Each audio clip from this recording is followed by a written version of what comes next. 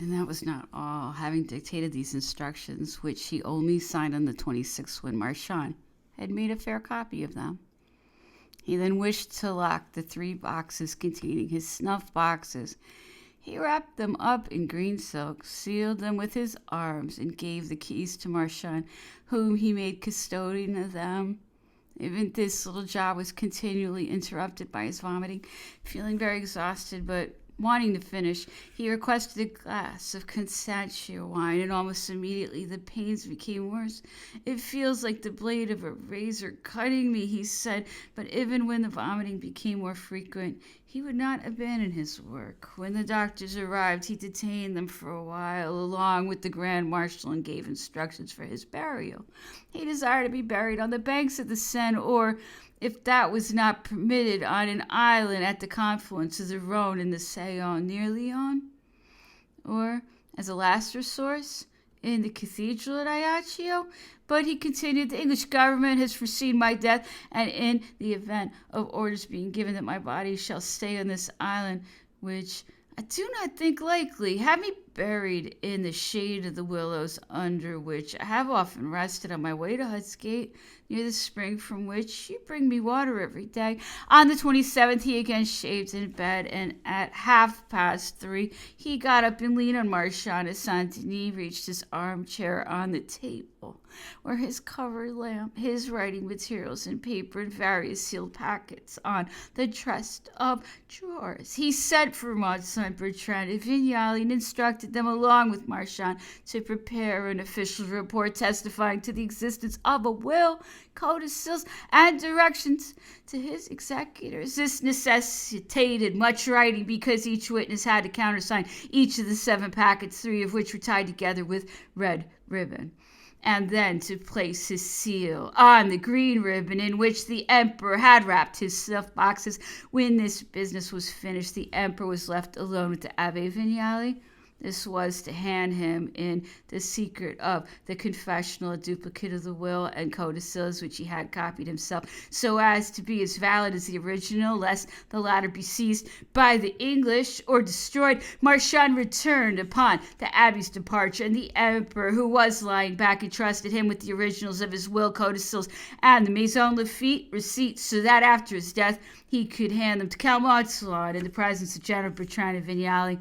He had his manuscripts in the cash box containing his spare money taken to Montalon's house, his arms to Bertrand's, to Marchand's, the dressing case, and the snuff boxes. "Ah, well, my son," he said to Montalon when the latter came at 11 o'clock, "it will be a pity not to die after putting one's affairs in such good order, will it not?"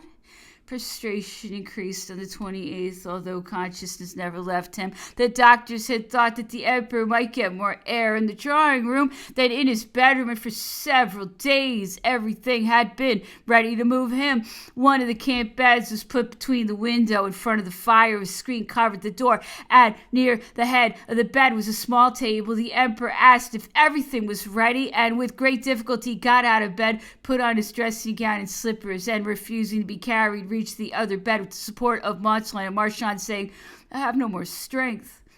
Lay me on the palliasse." His feet and legs were swathed in hot towels, as had been done each time collapse was expected. The usual camp bed was hastily carried into the corner of the drawing room, near the door opening onto the billiard room, on the same wall as the fireplace, because these last days the emperor, with the help of Montalon or Marchand or Saint-Denis, went from one bed to the other during the night in an endeavor to find a repose which always eluded him. During the night of the 28th and the 29th, when the emperor could not sleep, he dictated to Montalon until 3 o'clock, and when Marchand relieved Montalon, he continued with him. These dictations were entitled First Dream, Second Dream. The second concerned an organization of National Guards in the interests of defense. He dictated in this way for another hour and a half. At the conclusion of this time, he directed Marchand to make a fair copy of the dictation and to put it with the copy Montalon had made, but Montalon mislaid these dictations. The last political dicta of the emperor for the welfare of France.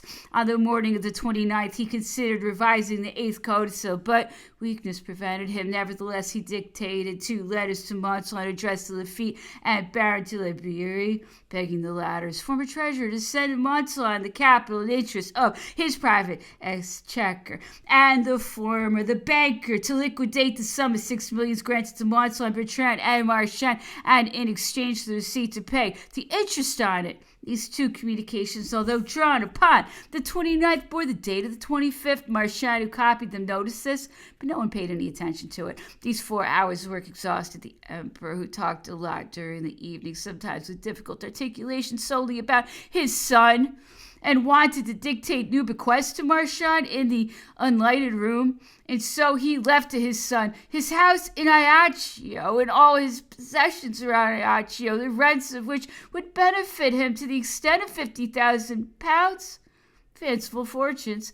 On the 30th, it was suggested that the Vatican be applied to his stomach, venesection no longer lessening the fluid. And to Marcy realized at length that the emperor was dying and requested that he might bring his bed and sleep in the library. Napoleon, who had by this time forgiven him, ordered him to examine the state of his stomach thoroughly when he performed his post-mortem. In order to spare his son a disease which had carried his father and himself to the grave, he had moments of drowsiness, but upon awakening his mind was perfectly clear. As a great favor, he allowed Madame Bertrand to come and see him the following day. Since she had manifested a desire to leave St. Helena, the emperor had neither gone to visit her nor received her at Longwood. He sent for the maitre d'hotel, who had been to the town, and asked what sort of oranges he had brought. He also ascertained what people were saying about him. During the day, his eyes were focused most often upon a little oil painting, the portrait of the King of Rome,